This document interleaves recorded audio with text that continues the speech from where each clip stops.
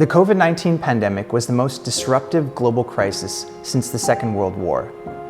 Impacts across countries and social groups went far beyond the mortality and morbidity burden of the virus itself. Whole societies and economies were shut down. Billions of people were confined to their homes. Social interactions were deemed unsafe and outlawed. Markets and transport were stopped, and democratic processes were suspended under emergency law. From the very beginning, there were major concerns that lockdown and other non-pharmaceutical interventions would have substantial and wide-ranging social harms, especially across more vulnerable and poorer population groups and countries. But what do we know about these social harms? I'm Dr. Kevin Bardosh. I'm a medical anthropologist at the University of Washington in the United States and Edinburgh Medical School in the UK. And I've been working with the UK charity Collateral Global to better understand the types of social harms and their magnitude over the last couple of years. So today I'm going to present to you a global evaluation and state of knowledge review covering the years 2020 and 2021 to answer a simple question, a simple but complicated question. How did the COVID-19 pandemic response harm society? Now, in an effort to control COVID, governments implemented a large range of legal mandates and policies to restrict human movement and social behavior starting in March, April 2020. National lockdowns were imposed in 150 countries. Governments then maintained and/or reimposed different containment and closure policies, economic responses, and health system responses throughout much of those 2 years. And actually, a lot of these policies, as many of us know because we all lived through this, remained in place in 2020 and even 2023. Now, it's important to realize that the use of lockdown and all of these other different non-pharmaceutical interventions really do represent the most consequential set of policies in modern public health history. They demand evaluation, not only from a virus standpoint, from a COVID standpoint, but from a societal standpoint. And I think it's very important for us to think about COVID not only as a pandemic, but as a societal crisis. So a vigorous and very consequential public and scientific debate has continued about COVID policies. But data on the social harms of these policies has often been very piecemeal or sort of discussed at the margins. And that's the motivation for this presentation and this piece of work indeed today. So to answer the question, how did COVID-19 pandemic policies harm people around the world, I think it's important for us to first appreciate 4 overarching concepts or issues to help guide our conversation today. The first is this. There's a general tendency in public health and in medicine to be overly optimistic about the health benefits and the population benefits of interventions and to underplay or ignore their harms. And this has been acknowledged in the academic literature to some degree. And there's a number of important social science concepts that can really orient our understanding of pandemic-related harms. One is from the field of sociology, unintended consequences, right? Sort of a law of social action. You're trying to do this, but X, Y, and Z also happens at the same time. And sometimes X, Y, and Z can be more consequential and more harmful, more impactful than actually the action that you were trying to effect. Number 2, from the field of criminology, is the concept of social harm, which is that criminal action is socially constructed, and often our efforts even to criminalize or to penalize can also be counterproductive for rejuvenating people in the criminal justice system. That's just one example from this very large field of criminology studies. The concept of collateral damage from war studies, right? We are all familiar with this. Iatrogenic harm, which is a concept in the social study of medicine, essentially looking at the harm of drugs, of biomedicine itself, and reconstructing health and illness in the modern world. The notion from disaster response studies of compound risk. So a disaster response can actually make things worse if it's not tuned to the context where that disaster has taken place. And finally, from economics, cost-benefit analysis. You look at the costs, you look at the benefits, and you try to make a decision based on those trade-offs. Something that was often not part of the conversation within the policymaking world for the COVID response in many countries. So 6 very useful and important social science concepts that I used in this review. Second of all, if you go to any public health department around the world, social determinants of health is a very dominant theme, right? This guides a huge amount of academic research. You could say it's a compass for public health research. And yet, when we tuned into the media during many months or years of the COVID crisis, this conversation was absent. This theoretical understanding, this background of information and orientation was often lacking.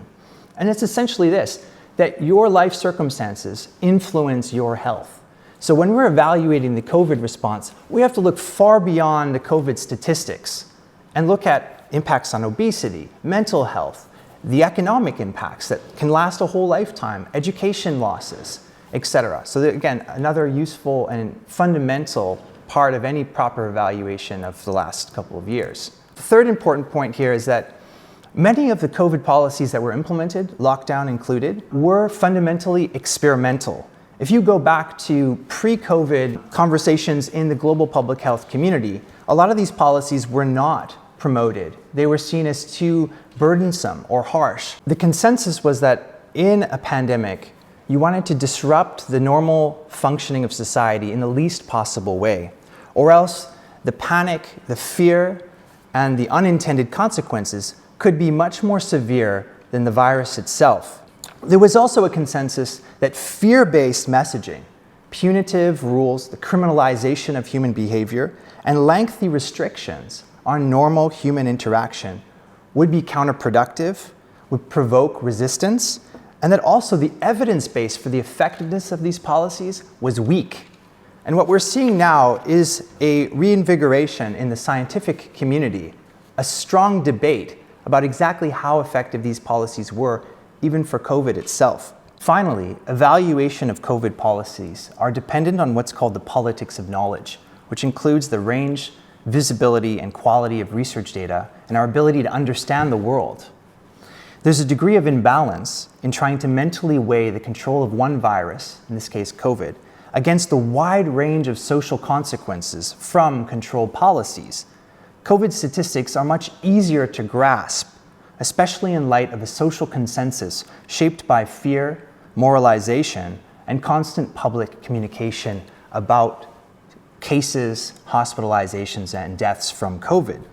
In contrast, a multitude of different types of societal harms may appear diffused and too hypothetical to garner public support.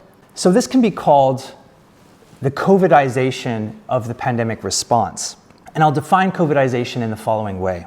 It is where the social, cultural, and political imperative in society accepts greater multidimensional social harm from COVID policies, including through what's called strategic ignorance, for the hypothetical benefits of lockdown and NPIs, non-pharmaceutical interventions, against the virus, right? So anything that's going to mitigate COVID is given more moral and social weight than efforts to address the social harms. Now, it's important to appreciate that public health has a long history of overemphasizing the control of one pathogen through top-down command and control, almost military-like operations that can have large consequential societal harms. There are lots of historical examples to draw upon in this regard.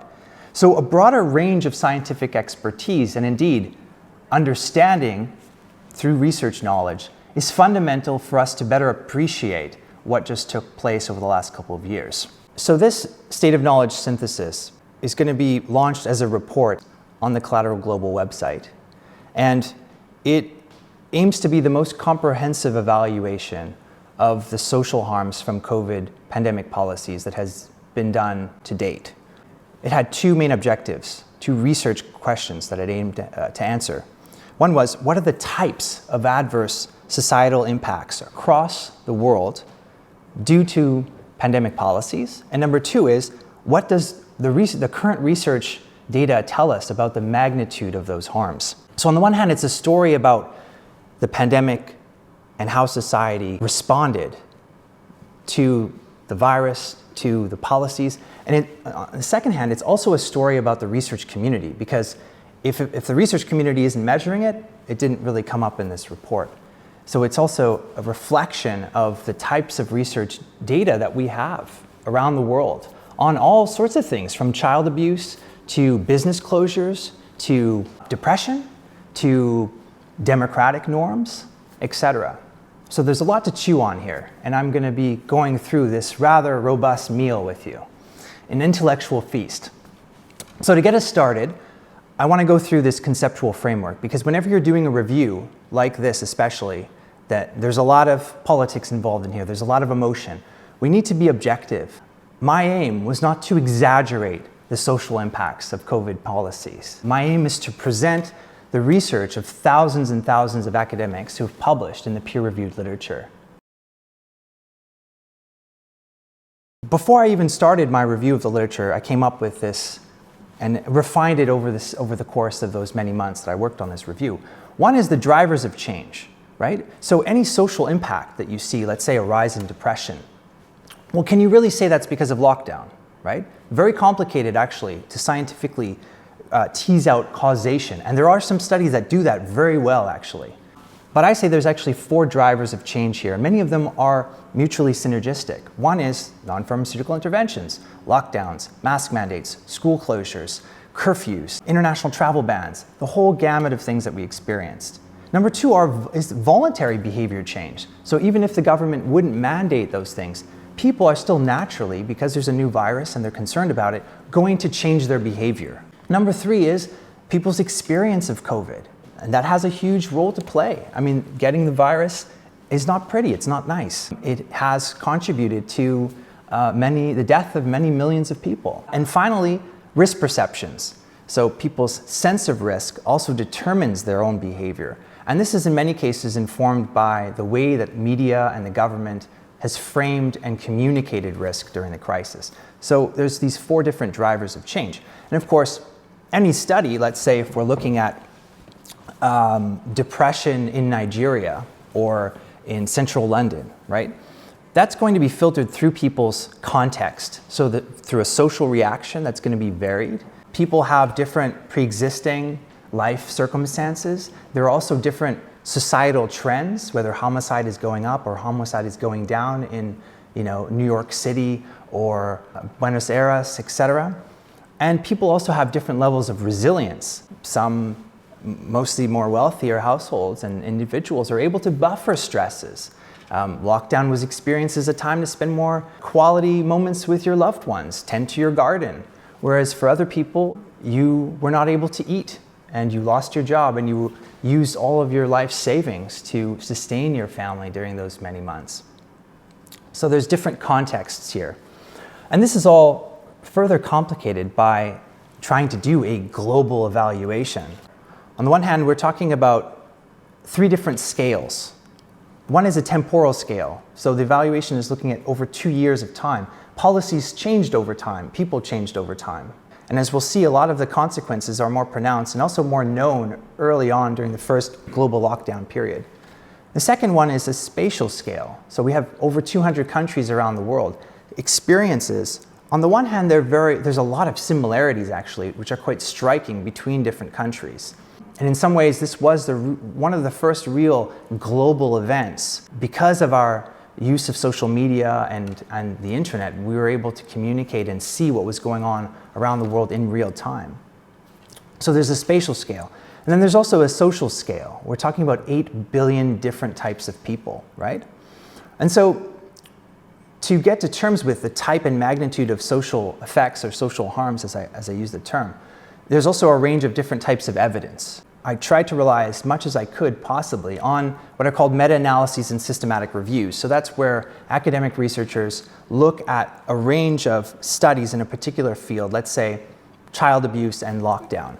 They synthesize those research studies. Let's say they find 10 good studies that are high quality.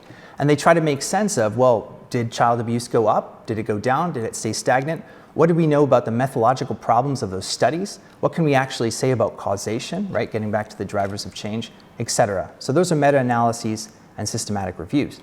I also relied on scoping reviews, which is more of a didactic strategy with synthesizing results from also from qualitative studies, so interview-based studies with people, rather than just surveys or something that can be easily quantified. I also relied on global reports, especially from UN agencies. Also, multi-country studies. A lot of the areas that we'll be talking about don't actually have meta-analyses or systematic reviews, but they have some very good multi-country studies, let's say, looking at impacts across 18 low and middle income countries using X, Y, and Z. So these multi-country studies do actually provide us a good window into these social effects as well.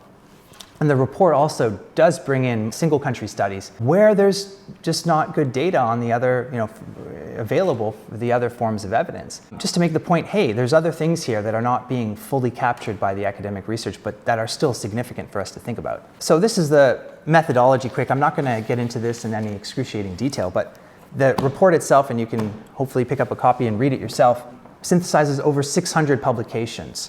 So over 100 systematic reviews, almost 50 meta-analyses, 82 reviews, almost 90 reports, 116 multi-country studies, 181 single country studies, and then 29 others, which are mostly commentaries about methodological issues in each academic field. So here we can see visually represented the results of the Global State of Knowledge Review. It's what I call a societal harms framework for the COVID pandemic response. It has 10 main categories and over 50 subcategories. First category, health. Second, economy. Third, income. Fourth, education. Fifth, food security. Number 6, lifestyle. 7 is relationships. 8 is community. 9, environment. And 10, governance. Now you can check out the report in the description below. Click the link and read it for yourself. Hello, Kevin Bardosh here again. Just a quick note to say thank you for taking the time to watch this video series. Please like and subscribe to this channel for regular updates from me and to find out more about the work we are doing here at Collateral Global. In my next video from section 1 of the report, I'll be discussing the health impacts of pandemic policies on non-COVID related health conditions.